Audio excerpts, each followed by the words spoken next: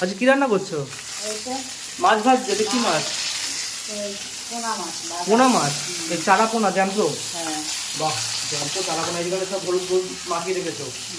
মাছ ভাজছো তাই তো? কি হবে মাছের ঝোল? আর কি দিয়ে করবে আজকে মাছের ঝোল? এই যে আলু আলু আর এখানে গাঠি কচু। বাহ, অনেকদিন পর বন্ধুরা গাঠি কচু দিয়ে মাছের ঝোল পাতলা করে নাকি মা? আচ্ছা, এখানে ভাত তো হয়ে গেছে, আর কিছু করছো? ভাতের মধ্যে আলু তো দিয়েছো? দিয়েছো। বন্ধুরা আজকে হবে ডাল আর ভাত তো হয়েই যাচ্ছে, তো মাছের তরকারি আর আলু সেদ্ধ। বাহ, ভাত দিয়েছে। ও মা, তাহলে রান্না করো। হ্যাঁ, আচ্ছা। রান্না কত হলো? এই মানে তরকারি হয়ে গেছে, মাছ দিলেই হয়ে যায় নাকি? ওই মাছ ভাজাটা ঠিক আছে, তাহলে করো, আমি যাই হাত মুখটা ধুয়ে আসি। আচ্ছা, তো বন্ধুরা আমি যাই ওদিকে হাত মুখটা ধুয়ে আসি, এদিকে মায়ের রান্না হয়ে গেছে, তো খাওয়ার সময় দেখা হচ্ছে। বাহ, কত সুন্দর হয়ে গেছে, একদম মাছ ভাজাগুলো এরকম দিতেই হয়ে যাবে। বন্ধুরা বসে পড়লাম খেতে। আমি এখানে হাত মুখ ধুয়ে বসে পড়েছি খেতে, মা খেতে দিয়ে দিয়েছে পুরো একদম সাজিয়ে, কত সুন্দর।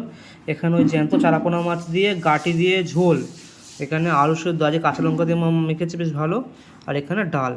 তো যাই হোক, মাছের তরকারিটা আর ডালটা সাইডে রাখি, গরম গরম ভাতে বন্ধুরা একদম গরম গরম আলু সেদ্ধ, আহা জমে ক্ষীর, এরকম মাখিয়ে নিয়ে যদি এরকমভাবে খাওয়া যায় গরম গরম ভাতটা,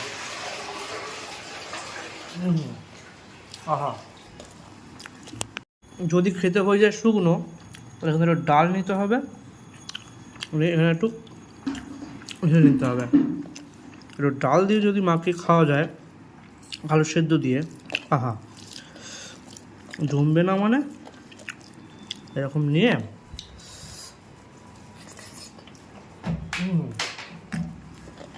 অপূর্ব।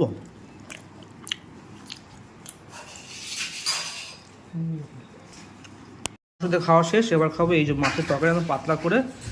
ওহো, দেখতেই পাচ্ছ একদম কত সুন্দর একদম মাছটা, আহা পুরো একদম জ্যান্ত চারাপোনা বন্ধুরা।